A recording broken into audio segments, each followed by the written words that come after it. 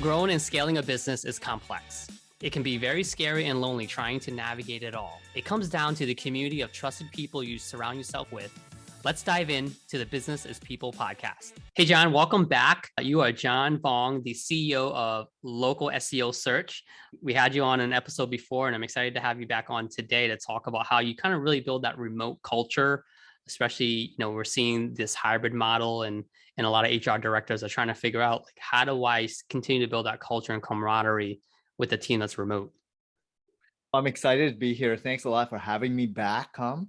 And hopefully I can add some additional content value to your audience members, because this is something a lot of business owners are quickly uncovering and discovering that it's a challenge for a lot of new entrepreneurs and business owners that haven't, understood how remote work has operated. And with my expertise and experience, I've set up this business fully remote. And I used to work remotely for 5 years prior. So I had some experience before I started this company. So did you always have a remote team from the get-go? What was the model that you had starting your agency? Yeah. So at the beginning, it was completely remote, and it has always been remote. And what I wanted the most out of it was because I understood time as the most sacred piece of valuable asset humans can have, right? And if I can save time on the commute, or save some time that they can spend more time with their family, or whatever people value the most. Because for myself, it was time commitment to spend doing things that I love, not wasting it, right? So if I were to travel 30 minutes or an hour each way, I felt that could have been used a more optimal way by just doing things more efficiently at home, or setting shop at home so that I can operate and be on the same kind of mental state right away without planning the commute, as well as the planning phase of getting dressed, going for a shower, eating breakfast, all that beforehand, because that's probably an hour before you even leave. So all that comes into play when you're trying to set everything up remotely. I mean, there's a lot of pros and cons. I think we definitely want to unpack here for people that are listening to kind of like find out what's the best fit for them. Because I mean, there's definitely value in being in person and values in being remote. And I think those who choose to do a blend model is great because you get the best of both worlds. But myself, my agency has always been remote, but we definitely get together in person for client meetings. If we had to do a deep strategy session, we'll get together. We did have an office for several months, that we were building out. It was a pretty large space, but no one really came, and we didn't really even need the office. People were still being productive. We were getting new clients we met at their location. They didn't have to come to our location. So I spent all this money for a lease and didn't really need it. But I'm definitely, to be perfectly honest, John, I am looking at maybe a smaller space because I do value like getting together and having a space that you can call home. But we're seeing tons of these co-sharing space and these virtual spaces that you can use ad hoc, popping all over big metros, but even in towns too, because they're seeing that there's a need for businesses that are established, that might be traveling, or even these startups that are looking for space that can get out of their house. So there's a lot of options out there where you might not need to do brick and mortar, but it really has to come down to the model that you're trying to establish, the culture that you're trying to establish, which, there's no right or wrong here, but we just want to share with you guys the experience that John and I have and what we're hearing out in the marketplace. Yeah, with digital agencies, like you mentioned, right? If you're in a metro center and you're getting a lot of traffic from walkthrough signage, a lot of foot traffic, then yes, it may make sense to invest in a physical office because it may bring you some additional prospects, leads, and visibility, brand awareness. But when you're now remote, you have to invest your dollars elsewhere. And for me, I've always invested in the people. And by making sure that they feel like home and they feel like they are being supported, they are valued, and they are equipped with all the tech stack, as well as knowledge, experience, as well as research and best practice, so that they can do their job optimally. And that's what I feel is probably more important than the space itself. If you're looking at the investment, you want to invest in your people and the culture, right? To ensure that they're fully supported and they enjoy what they're doing so that they will stay for the longevity of your agency or business. And I've gotten that feedback from, we have project managers who have kids and they have to go get their kids, by 2:30. I have 4 kids myself. So like, you never know how your day goes. You can get a call because they're sick, and having that flexibility, right? Where you're not in the office, you can just go from your home, and then also be able to do your work at different times of the day so that you can really ebb and flow with what you need to do in your personal life. But it really comes down to results and getting things done. And I made that very clear with my team, is like, I give you guys the flexibility to do what you need to do because we understand things come up with family members, but just make sure that you still support your clients and you get the work done and it doesn't hold up anyone else in the team. And that's just an expectation that I have, and the flexibility that I want to give to folks, because I know that my day runs into that too. To your point, you're investing in your people, right? And if they feel safe, they feel like they're supported, they feel like they're being appreciated, I think the rest of it kind of just comes into fruition, where the productivity and the performance of the work organically happens.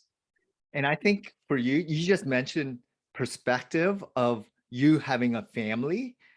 You get what people have to endure, and therefore you value people in a different light, because if you think about someone that's single, or they're in their early 20s, early 30s, without family, without that huge burden of elder parents or people that they have to support, and how frequent that may happen, right?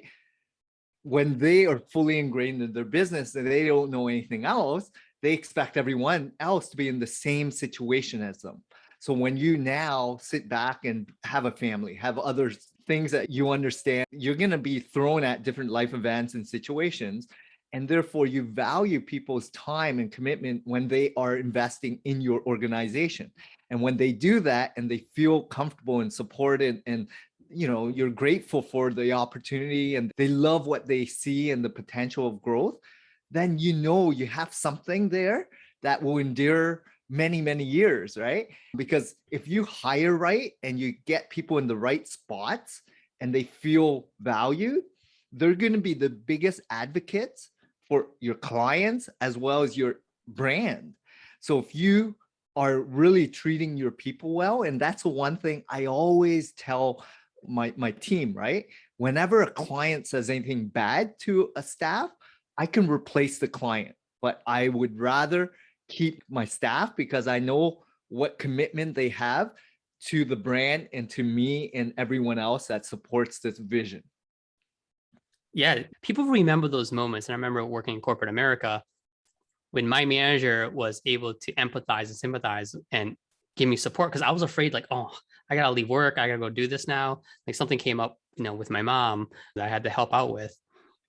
And knowing that you have a manager or a company that can support you, you just feel welcomed. You just feel like, there's some loyalty there, right? Versus when you just feel like, oh, you got to do work and you're separating it. It's tough because you come back with appreciation. You work harder because you know that they were able to support what was important for you. And I shared that experience with other people, and I was able to recruit people to come work here because, hey, the culture is really great. The management team is awesome. It's our responsibility as leaders, John, right? To kind of make sure that we're letting our people know that there are certain things that are okay. And then you also have to be very specific what's not okay, because you don't want things to be taken advantage of. And you mentioned earlier folks who might not have kids. I have also people that are single. And I say, look, guys, there are days in the summer you probably just want to go to the beach, or you have dogs, you want to go walk your dog for 2 days, you want to go play with your dog in a park. Go do it. Take that time, go do it. But if you decide to do that, let us know. Communicate to the team that you're going to be maybe at the beach for 3 hours, but you still need to be accessible. We use Slack for everything. So during work hours, you got to be accessible to communicate just so things don't get lost in the cracks. But of course, if you're not in front of your computer, let us know that. So it's all about communicating and setting expectations. But they go and they get that creative boost because they come back refreshed. They're in a better mindset. And then they work at night. At the end of the day, is that everything gets done on time. That's all I care about. And then what that really means is the clients are happy. Yeah, accountability. And I think you mentioned something about storytelling, which is so pivotal, because when your staff feel supported, they're going to tell others about situations that they felt very welcome and warm, where, you went above and beyond to take care of their needs. And when you do that, they feel so reassured that the agency, the company, or the business is trying to help them no matter what the situation was. They get it, they understand, and they don't value the business. Yeah, there's metrics, there's goals, but in reality, life happens, situations happen, and we are human. And we need to understand that things happen in real life. And when you're older, when you're like 50, 60, 70 years old, what are things that you're going to remember the most out of? Probably stories, experiences, but not when you win and lose clients or when someone argues and cancels on you, right? It's those moments when they actually went above and beyond to help you get through certain situations.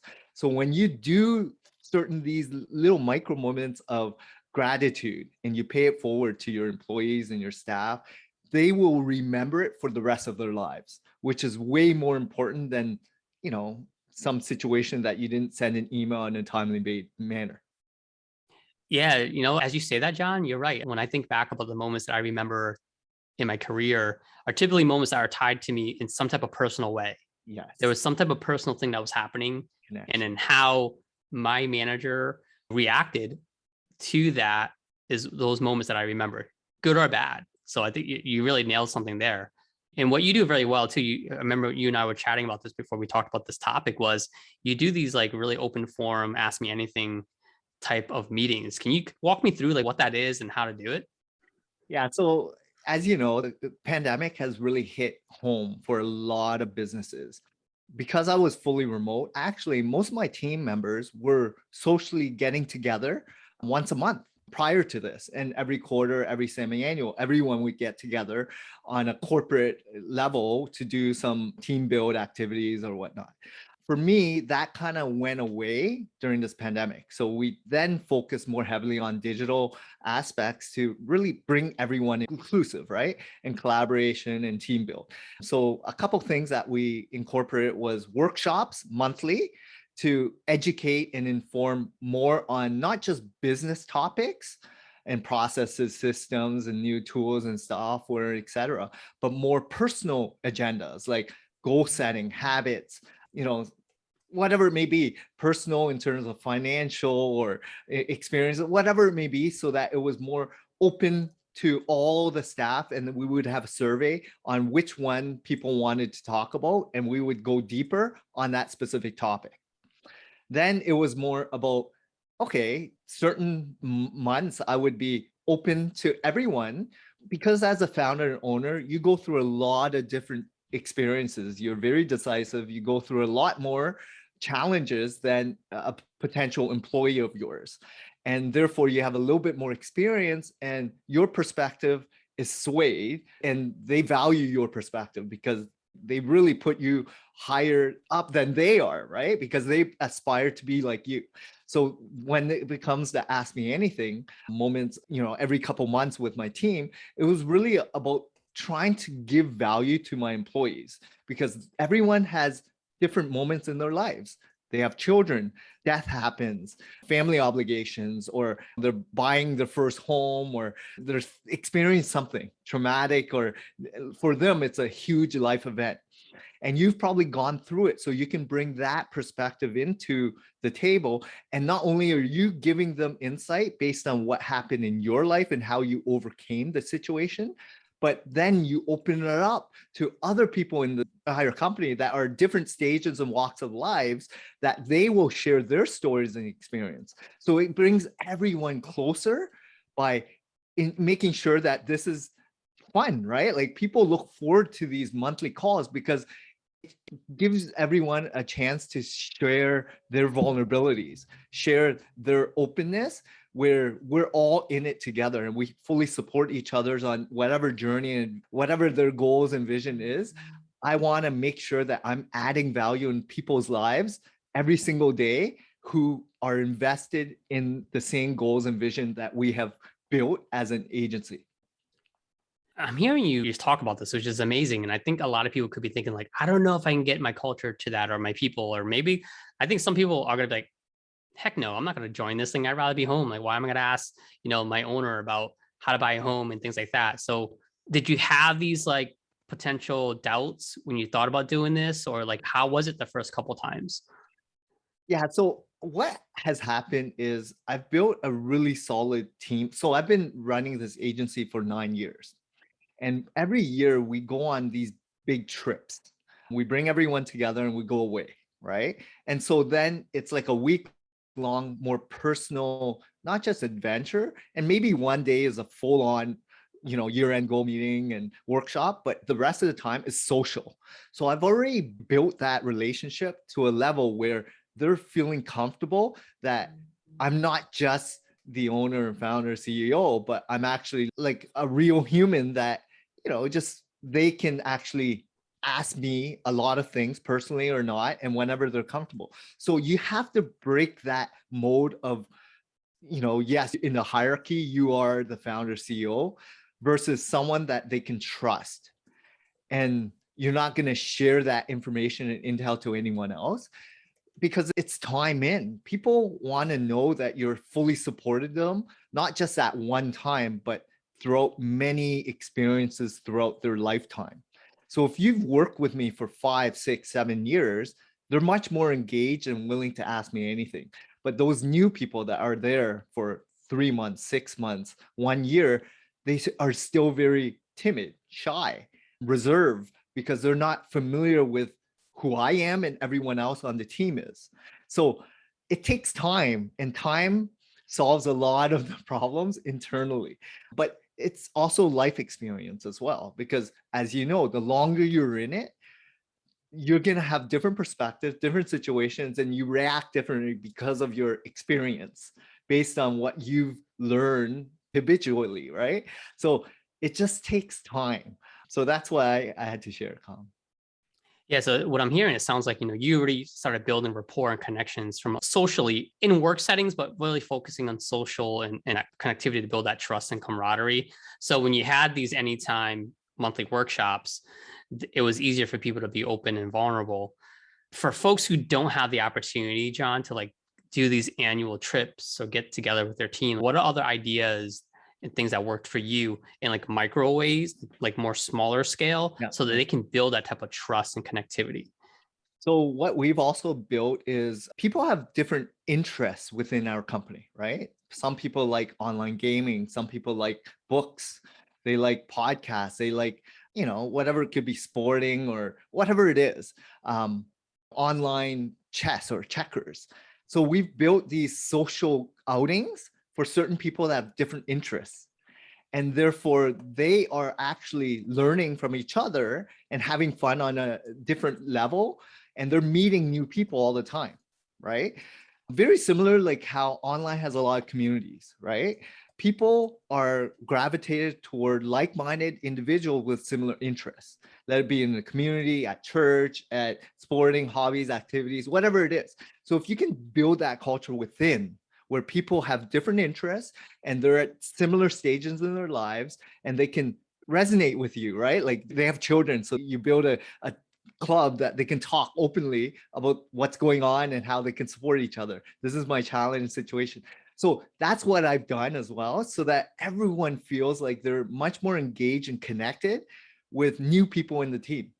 And yes, sometimes I drop in because I feel like I need to be present sometimes, but it's all about like just having fun too. People want to enjoy where they're working. And the more of an environment that you build in terms of, this whole structure and the culture, then they're going to wake up excited to produce the best optimal results for you because it's the same kind of vision that you've built together. You're spot on there. Again, my team's always been remote. We have guys and gals across the country. So we created these different channels in Slack where we had like the babies channel. And it really started at first for folks who had kids. But then we also knew that people had other passions. Like some people were gardeners, they didn't have kids. Some people just had pets like cats. So then we just opened it up to say, hey, if you have something in your passion, your pets are your babies or your cat is your baby, like post it. And it was a great way for to see people on the human side and what they do. And it built that remote camaraderie. And then we had another channel, and I think most people are foodies one way or Yes, another. foodies, yes. So, because normally in an office setting, you might bump into someone, hey, let's go grab lunch. Where do you want to go? Oh, let's get like Mexican today. Let's get whatever. And you start to know who likes certain foods, right? Mexican, Asian. And then it's also curious, like, what do you typically eat? Sometimes people Yeah. pick certain foods and it opens up the discussion what you had for lunch. So what we did was we asked people to take pictures and post, what did you have for lunch? And then it was kind of neat to see certain people like have really like sophisticated lunches, and like they took the time to make this, and other people, whatever, they have lunches that you expect, right? But it's just, you get to know people in a different level. So to your point, create these different channels. And we had this workout channel too. So we had someone that would run like yoga in the morning. And if you wanted to join, you join. A couple team members. People gave advice and just kind of like inspiration and motivation. Hey guys, let's get up. Let's drink some water. So it was just another channel where there's some camaraderie there. That's what's been working for us. And one of the things we actually did a couple of years ago was like some weight loss challenge or trying to be more healthy, because everyone's always looking after their weight, right? Like New Year's resolution, go to exercise, eat better, healthier. So it's like a month or 30, 60 days of like who loses the most weight, but also like what are you eating? What are some of the diets that you're a part of, and pros and cons to it all? So it's more like the brain share of it all, right? Collaborate and let people in on what paleo, keto, carnivorism has really helped you learn, and see if it impacts you, and they'll probably probe a little bit more if they have any specific questions. But it opens things up, opens the door up to allow other people to be a little bit more themselves, vulnerable, right? And that's the realness of what you're trying to build here in your company or my company, because that's what it's all about. People will remember that you actually care about things outside of work. Yeah, I just started getting back to fitness again because I know it's something just important to do. It uncovered, when I talk to people about it, even like I'm talking about like, hey, I'm looking to get more plant-based diet that has like healthy protein. And also people like dropping like ideas. I'm like, wow, I didn't know you were into that too. And so it just opens up a whole nother avenue where you connect with your team members at a different level. So I think just putting it out there, I mean, for those that are listening, I might be like, I don't know, I can never do this. You have an option. You can keep doing what you're doing, which is probably not working, or you can do nothing, which is not going to improve the situation, or you can try something. Just try it. If it works, great. Like we had certain channels that we created that didn't work. That's fine. But I think it shows to your team members that you're trying to provide options and interests to just bring value to the culture, right? That's not work related, because we're all human beings at the end of the day. Where like you go, you might bump into these people at the soccer field. You might bump into them, at an event or at a theater one day when we get back to get into theaters, right? So I think it's just nice to just really understand people for who they are, because that actually might give you a better lens in how to maybe even motivate them in the work environment based on their interests. Exactly. And like you just mentioned, movie could be a good topic. Travel could be a nice one, because these bigger pillars, right? Like people go through life events, like they look forward to travel. They look forward to buying their first home, getting married, having children. All these are life moments that probably people can connect with, right? Unless you're very early stages in your life, right? Like paying off debt, like student loans or something. But all these people probably have something to add value to. So keep it as broad as possible, but also as narrow as possible. And also look at other communities. Like I'm a part of 5 or 6 other paid communities. So I'm also able to see what works and what doesn't, jump in on some of the discussions. Even if people have a topic that they want to share with the team members, and they can broadcast it and might resonate with others that want to join them because it's like-minded, right? So as long as people are connecting, that's all that matters, because you're adding value in people's lives that is not work related. And that's where people see more value sometimes. Like, yes, you're on the same business goal and journey, but you also want to connect people where they may form new friendships and relationships as well. All these things that you've done over the years, John, like what are the outcomes you've seen? What are the results you've seen from it? Yeah, like I can step away from the business for months, if not years, and it would go without me, which is what you want in a business, right? Because this is where I've built a culture, a team, systems, processes where, what Tim Ferriss says, that 4-hour work week. If you're able to build it so that it's sustainable, so that you don't have to be on it daily, checking up and doing things, then you can do other things that are of interest to you, like going to the gym, going traveling, taking care of your family and friends, and doing other activities and interests and business ventures or whatever you are interested in. So that's ultimately what the lifestyle I chose to try to provide for my family. And eventually, I'm trying to inspire others to think differently, especially if you're a young entrepreneur or business owner, because people are so guided by traditional ways of thinking. If you think differently and outside the box, it's an endless opportunity of trying to live the way you want to live.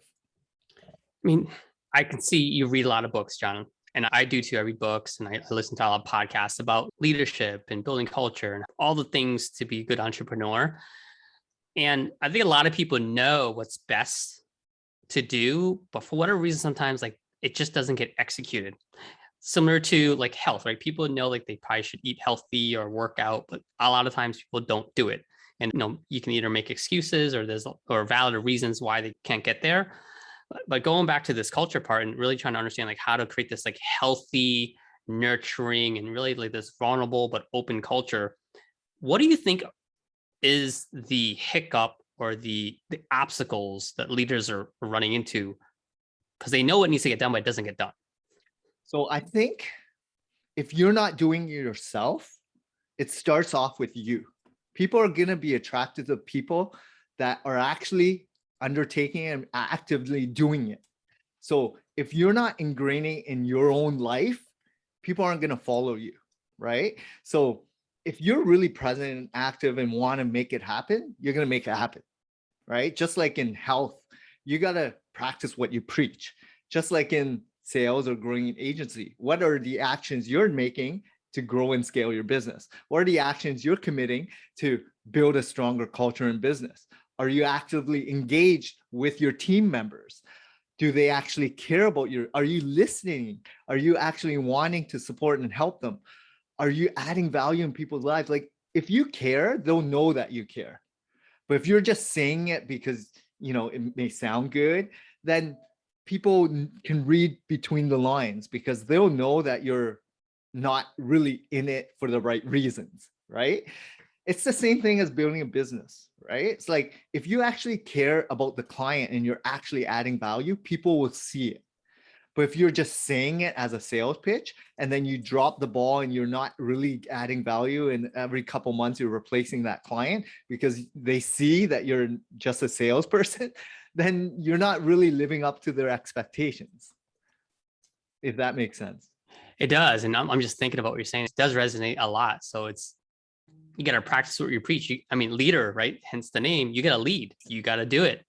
And culture can't be, and I think some businesses think, we do this a lot with brand training with a lot of businesses and working with HR departments is they have a culture that they want to create, but really you can't force a culture. The culture actually happens organically through the people that are there. Yes. You can try to give a little bit of a framework, right? Because again, the leaders create that, or the owners or the founders create that.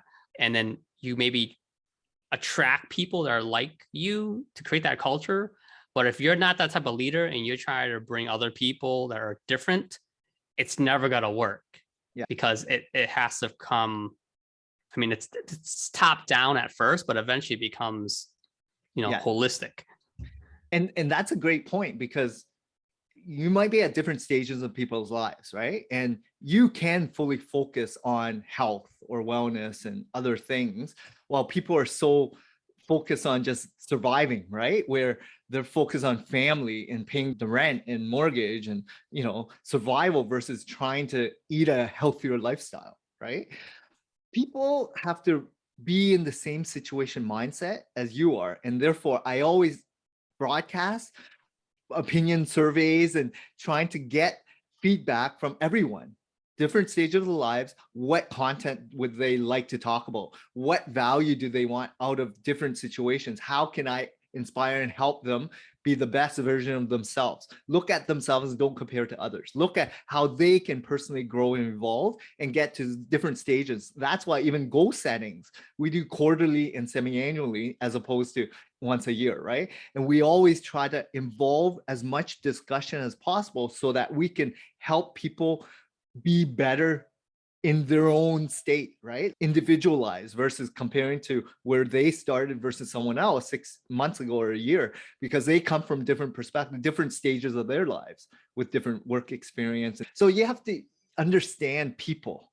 And as we mature in the business and mature as humans, I have a better reality check on like perspective of different individuals, because demographics, religion, age, race, there's so many different things to consider when you're hiring and trying to train on people's skill set and values, right?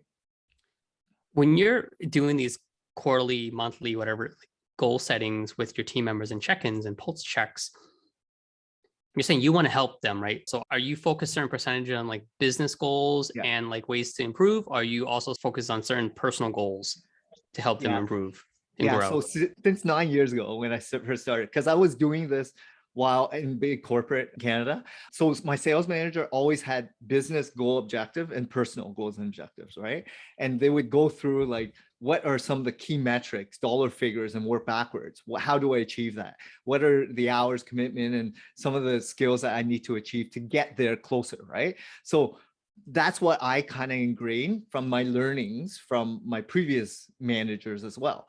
And I was very fortunate to have worked in a large corporation, which had a lot of these structures in place, to then incorporate on a smaller team and level to make sure that it's ingrained in the process. So for me, yeah, half is corporate, hit certain amount of revenue as well as new clients and retention and upsell and different sales revenue targets, but also personal. Like, what do you want to achieve? Do you want to buy a new car or a house or travel or family vacation? And then work backwards. What are some of the things that you're going to do to get you closer to that at that specific time?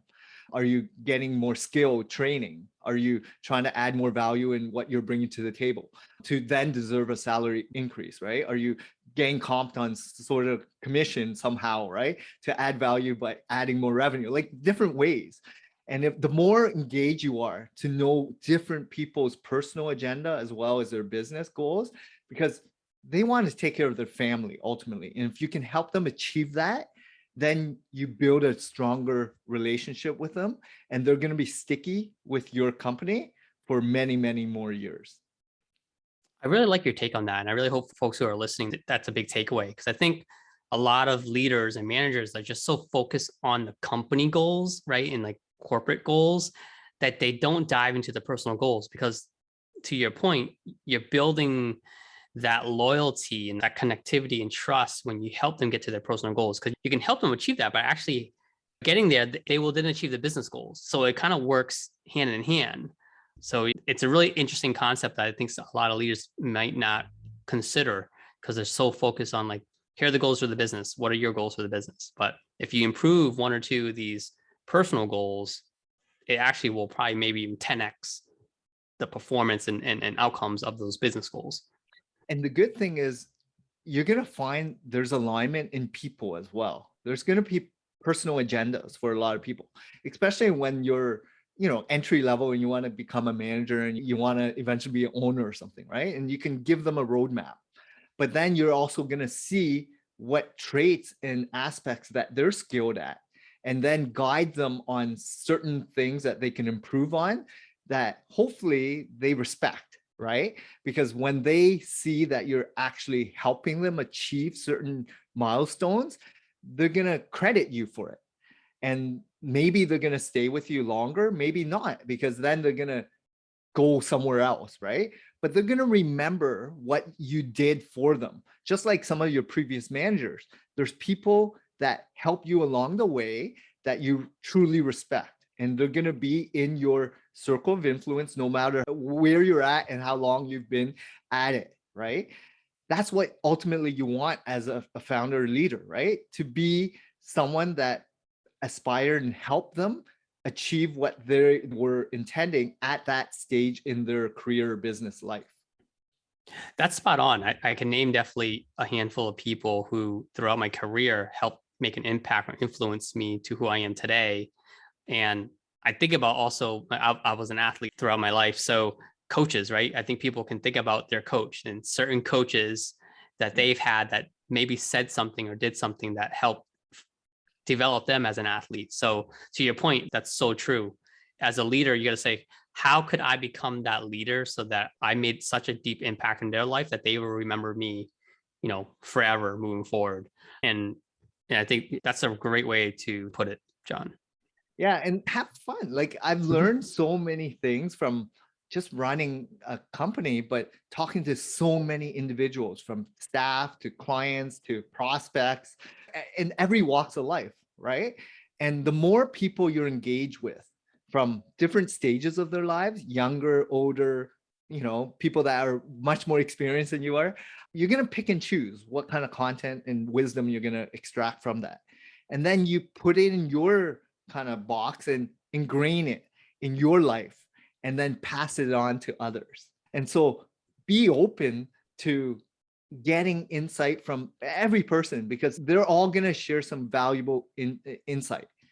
So don't take everything and say this is the rule of the law, right? Like you have to figure out what you feel would be the most important at that stage of your business career in life, to then pass it on to others at their stages of their lives as well. And this last question, John, I think this might be a question that people are thinking, this is all great. This sounds awesome. Love to get our company here and our people here. I'm still struggling. I'm still struggling to kind of really get my team to be performing while they're remote. They're getting distracted. They're not producing. What advice could you give someone who's running into that? So first off, you have to be fully aware of your current state of how you are performing at home. So if you want to lead by example, you have to be very productive and efficient by working at home, right? Because what value are you bringing to someone that you can't even explain and share what you've done? So it's like practice what you preach. You have to be experienced at that. Then secondly, you need to ask deep questions. What are your routines like? What is your desktop layout, file folders? What are different sites that you check? Do you have your social page open all the time? Do you have certain things that distract you from productivity? And then it's like, what did you have while at the office that you don't have at home? Set yourself up so that you can be optimally, if you perform well in the office, set it up like at the office at home. And what is your routine like when you were at the office? Mimic the exact same routine at home with the same setup. And then ingrain different aspects so that they can work more efficiently at home. Here's some new additional software that can help with more collaboration, sharing, brainstorming, workflows, systems, because it's all about efficiency, right? Like what are some of the tools that I use to get and find things and extract so that I can better communicate to the client, or better provide better performance metrics or KPI metrics, and reduce the bottleneck or whatever it may be, right? Like when you start doing that on a granular level, once you individualize each person's scenario and situation, then you can help them on a deeper level. Yeah, that's spot on. We sometimes take it for granted because we're so used to doing it, John, and we do it for so many years. So when we bring a new employee on, we just expect them to get off and running. But then to your point, you got to check in with them as individuals. And we had this one individual, she was working remotely. Then we were noticing like certain things were slipping through the cracks, right? So you got to look at your project management tools of just checks and balances. So we checked in with her. Later, she said, I just can't focus here. Like it's too small in this apartment. I need to get out. So I said, well, is there a co-sharing space that you can go to, in your town? She's several states away. So we helped her find a place, and then we made the investment for her to go in the space to work because now she's in a better mindset And it was night and day. We saw way better productivity, our energy is higher. So sometimes it's important, like to your point, you make the investment in either software, maybe it's a blend of software and a location, but you got to individualize those solutions. At first I was hesitant. I'm like, oh, I never had to do this. But I looked at like, you got to look at the value. Okay, like how much is it worth to keep the productivity and performance at a certain level so that we don't lose a client or several clients that this person is managing? It's a no-brainer to make this investment for $250 a month for her to go to this co-working space because her productivity is way better. So like you got to weigh in those types of decision making as a leader and just think out of the box. Exactly. And life happens, right? Situations happen. People want to move on, right? But you know how a valued employee is so important to retain, just like a valued client. I would try to invest more on people within your company because the time you train them, understand the process, understand how to take care of, the culture and what you're bringing to the table, it's so much more time consuming to find someone that's a good fit in alignment. And therefore, if you get people that are in line with you, your vision, your goals and culture and everything else, make sure that you do whatever it takes to keep them. And the more you understand what people are after, the more you listen and talk and get to the nitty gritty of it all people want is to be heard, respected, and valued. If you do all that, then you have a good company that will support you in whatever endeavors you have. But people don't even invest their time because they feel so far removed from their people. So if you actually invest in your people by actually caring about them, then they're going to do all your hard work afterwards.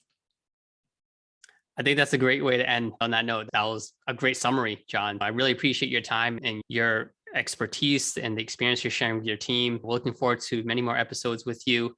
So till next time, guys, go out there and connect with your people at a deeper level because we're all human beings at the end of the day.